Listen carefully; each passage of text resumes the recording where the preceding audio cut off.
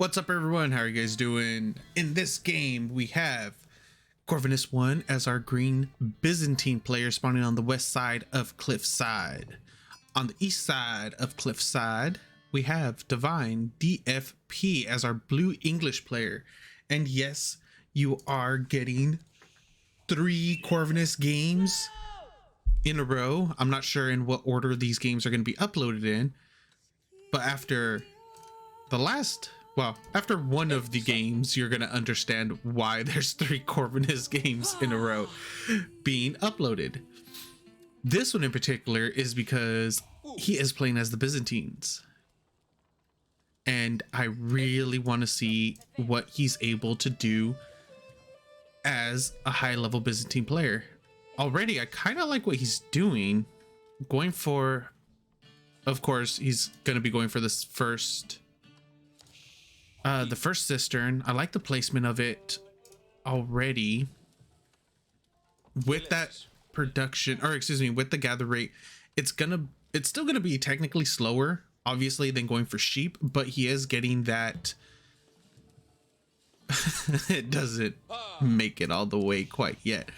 He is going to be getting the olive oil a lot sooner than what he would if you were gonna get it obviously in feudal, then instead of dark age. Oh, he does have enough stone for it. Wait, what did he make? Oh, that is enough for a level 2 cistern. Okay, I didn't know if the math was going to work out that way, but if he gets the mill, and then obviously the cistern gives a little bit of a rebate as well. Okay, I'm already learning something. Except this isn't hitting. Well, it's kind of hitting them, I guess. The upgrade, I mean, not the upgrade, the passive does, or the buff does linger for a bit. Oh, I really like this position right now. He has level 2 cistern going on his food and his gold. Plus, he's already gathering quite a bit of olive oil. So as soon as he ages up, which I'm assuming is going to be with the Imperial Hippodrome, going into mercenary camp or mercenary school. Ooh, Abbey of the Kings for DFP. Okay, I really like this play too. Very out of the ordinary. This is not standard whatsoever. Usually we'll see the Council Hall. In this case, we're going for Abbey of the Kings. Absolutely love it. Anything out of the ordinary is something that I will forever enjoy. 5 villagers, excuse me, going up on that abbey. Villagers moving over from gold to wood right now, as expected. Imperial Hippodrome coming through for Corvinus, and then he'll go into the mercenary, most likely Keshik. That way he'll be able to get more of a benefit from Triumph, since it does affect all cavalry. And he's going to be sitting on about 600 olive oil by the time he ages up. So as soon as he gets there, go for mercenary, Eastern contract, Keshik, into another set of Keshik pretty much immediately after as well. I really like this play. Of course, that's all hypothetical. We'll see what actually ends up happening. Abbey of the Kings does finish. He doesn't have enough resources. Okay, there it goes.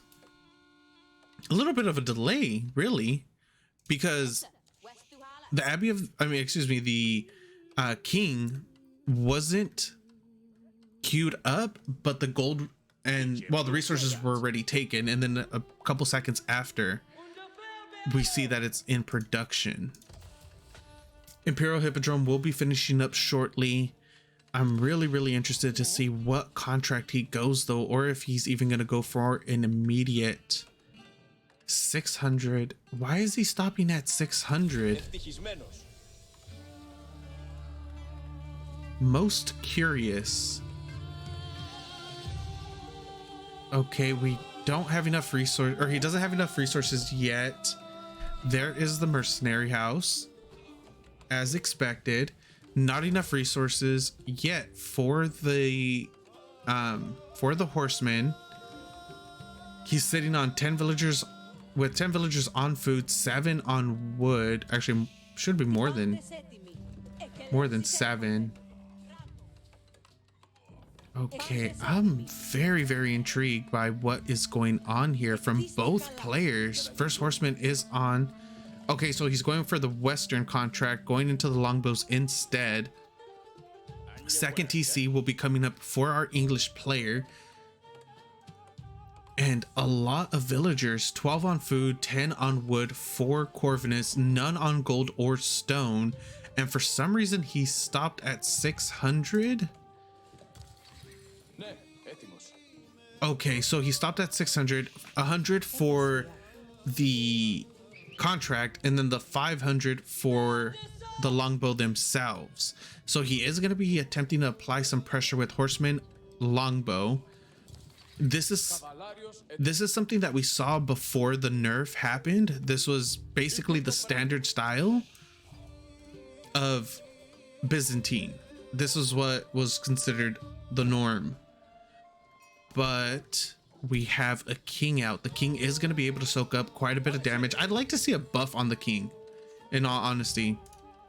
I would love to see the king more often, because yeah, it is a heavy melee cavalry. It's basically a slightly better knight. It's supposed to be a slightly better knight in the feudal age though.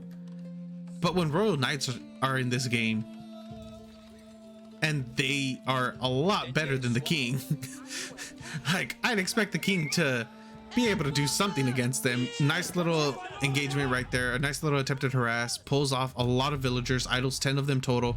Again going in. Triumph is getting popped by Corvinus. Villagers are jumping into the action as well. One horseman does go down, second one is dead as well. Triumph is still active. A lot of healing, passive healing is going, and now Triumph does end. Longbows are out, and they will be able to postpone the second TC for quite some time. The king does decide to jump into this. A good amount of villager kills have went down. Villagers are inside of the town center now. The second TC, all the horsemen are gonna go down, and now all that's left are the 5 longbows. 4 longbows now. GG gets called. Game goes to Corvinus. There was too much damage done. I hope you guys enjoyed this game. I know I did. Thank you for watching, and I'll see you guys next time.